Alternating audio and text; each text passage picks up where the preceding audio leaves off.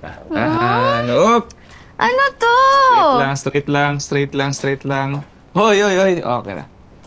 Oo, tama na. Dito na. Oh. 1, 2, 3. Surprise!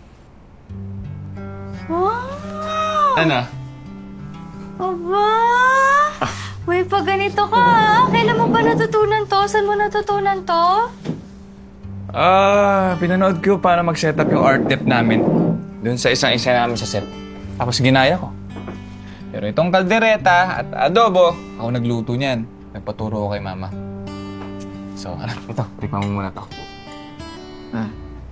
Okay. Yan nga natin. Ha!